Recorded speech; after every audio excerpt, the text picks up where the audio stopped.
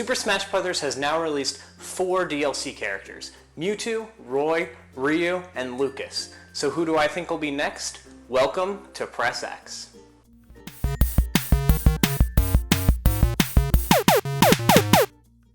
This list is ordered between who I want and how likely they are to show up. So I had to average some of the things out, so some of the ones that I want more are less likely, so they had to be down further on the list. With that said, let's kick off number 5. This was a joke character I saw going around the internet, and then I sat and thought about it, and it makes so much sense. The Reckless Wiimote silhouette guy from the Wii menus. He's the one in the loading screens that tells you to put on the wrist strap and make sure you don't hit your friends in the face. So here's some fan art that I found around the internet of people rallying to get this guy in the game through the Smash ballot system. And I thought it was silly and great at first, and then I sat and thought about it. They have the Wii Fit Trainer, and he's not too far off. People have outlined his movesets, his smash attacks, and things of that nature, and I actually think he would fit in the game. Almost all fighting games have these corny kind of joke characters. Street Fighter has them, Tekken has them, and I wouldn't be surprised to see more in Smash Bros. Similar to the Wii Fit Trainer. It's a silly idea for sure, but it's one that if they announced was happening, I would actually be pretty excited for. Next up on the list of things that probably won't happen, but I would love if they will, this is actually the character I want the most. Mega Man was my most anticipated character for Smash Bros. And they finally announced him. Now that I have him, I have no room to complain about any character. I don't care who they put in, I'm happy, I play as Mega Man, it doesn't matter. But if I had to pick somebody else, it would be Bomberman. Hudson is owned by Konami, who also owns Metal Gear, who had Snake in Super Smash Bros. Brawl. Since they've technically had talks before, it is possible that they could have talks again and get Bomberman into the Smash universe. While I'm pretty sure this won't happen because Konami suddenly became the worst company in the world, I still would really like to see Bomberman. He had a home on the NES, the Super Nintendo. He had great N64 games, and it would be great to see him return in some form besides that gritty reboot that was terrible.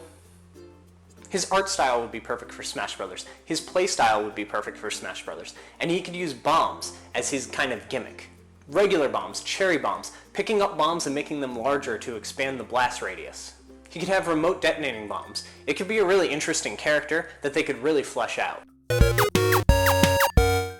Once again, speaking of unlikely characters, everybody's been wanting this one in Smash Bros., and it's BanjoKazooie. Similar to Bomberman, he fits in perfectly. You can picture his moveset just playing the N64 games. The reason this one might be likely is because of Phil Spencer's tweet. He tweeted that he would like to see Banjo in the Smash universe, and while that's small, Microsoft has been doing everything right recently. It wouldn't be so ridiculous to think that that was an open invitation for Nintendo to ask them about a deal. Microsoft also just announced the Rare Replay, which has all the Banjo games in it, and it could be a cool tie-in for promotion. I'm sure everybody would love to see the old Banjo back, and this is a good step to getting him.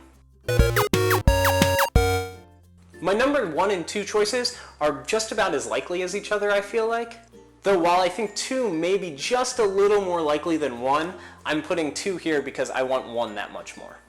The Inklings from Splatoon are fantastically designed, they fit right into everything Nintendo's been doing, and they would be a really interesting character in Smash Bros. It would be like Robin, where you could have a female or male. I wouldn't even mind seeing Callie and Mari playable. They would be a range character, similar to Mega Man, who's kind of their only range character that they've made. Each attack could be a different type of gun, they could throw grenades, and their special could be that they turn into a Kraken. It would be really interesting if they could make paint trails and dive into the ink, and maybe use that as some sort of pseudo shield that could only be down smashed. The fact that they already have DLC costumes for the Miis in the game is a sign that they could either be going that direction or that that's all we're going to get for them.